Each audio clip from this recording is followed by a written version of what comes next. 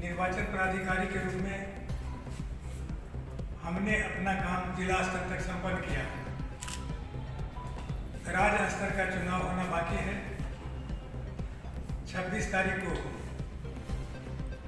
नामांकन पत्र लिया जाएगा और मत विभाजन की स्थिति में 27 तारीख को कर्पूरी सभागार में मत विभाजन को गिनती करके जिनके पक्ष में बहुमत का समर्थन प्राप्त होगा उनके नाम का ऐलान किया जाएगा। और अगर सिंगल नॉमिनेशन आया 26 तारीख को तो फिर राज्य निर्वाचन पदाधिकारी की घोषणा राज्य परिषद के उस बैठक में सर्वानुमति से घोषित किया जाएगा और उन्हें प्रमाण पत्र दिया जाएगा। जनता दल यूनाइटेड सदस्यता अभियान चलाया। 2.25 महीना में 70 लाख सदस्य भर्ती किए गए। इसके पहले 2019 में चुनाव हुआ था, उसमें जितना संख्या था सदस्य का उससे 30 लाख सदस्य अधिक भर्ती हुए। सभी संवर्गों में इतना युवाओं में उत्साह था, चाहे दलित में हो, छात्र में हो, युवा में हो, किसान क्षेत्र में हो, हर क्षेत्र में इतना उत्साह था कि लगभग 60% नौजवान लोग सदस्यता ग्रहण किए। सांगठनिक स्तर का प्रखंड स्तर पर चुनाव 16 और 17 नवंबर को हुआ, जिसमें 1% प्रखंड में चुनाव को स्थगित किया गया। 11% को निलंबित किया गया। 9% पर मत विभाजन के आधार पर निर्वाचित घोषित किया गया और 80% निर्विरोध निर्वाचन संपन्न हुआ। उसके बाद 20 नवंबर को सभी सांगठनिक जिला में चुनाव का कार्य संपन्न हुआ। मैं बता दूं कि सांगठनिक जिला की संख्या 51 है। 51 में से 42 जिला का निर्वाचन का कार्य पूरा हुआ और वहाँ लोग निर्वाचित किए गए, जिसकी सूची मैं अभी आपको दूंगा। बाकी 9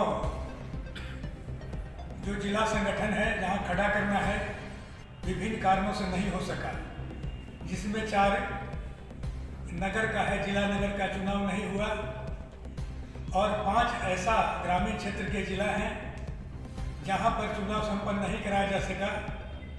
उसमें विभिन्न कारण से विवाद पैदा हुआ, उसको स्थगित किया गया। स्थगित करने के बाद जैसे ही हम लोग प्रदेश का चुनाव करा लेते हैं, राष्ट्रीय अध्यक्ष का चुनाव करा लेते हैं, उसके उनके दस्तखत से कोई प्रस्तावक नहीं बन सकता है। प्रस्तावक के लिए जरूरी है कि राज्य परिषद का सदस्य होना चाहिए जिनको वोट का अधिकार है। अगर एक नामांकन आया तो 27 तारीख की फॉर्मेलिटी रहेगी। एक मैंडेटरी है कि किसी भी राज्य के अध्यक्ष के निर्वाचन में राज्य का जो राज्य परिषद होता है उसमें संपुष्टि लेनी होती है। हम उस दिन निर्वाचन नहीं होने की स्थिति में, मत विभाजन नहीं होने की स्थिति में हम प्रस्ताव रखेंगे और प्रस्ताव पर सदन से सहमति लेंगे कि इनका निर्वाचन में कोई दूसरा नामांकन नहीं आया, इसलिए हम प्रस्ताव रखेंगे कि इनके निर्वाचन को संपुष्ट किया जाए।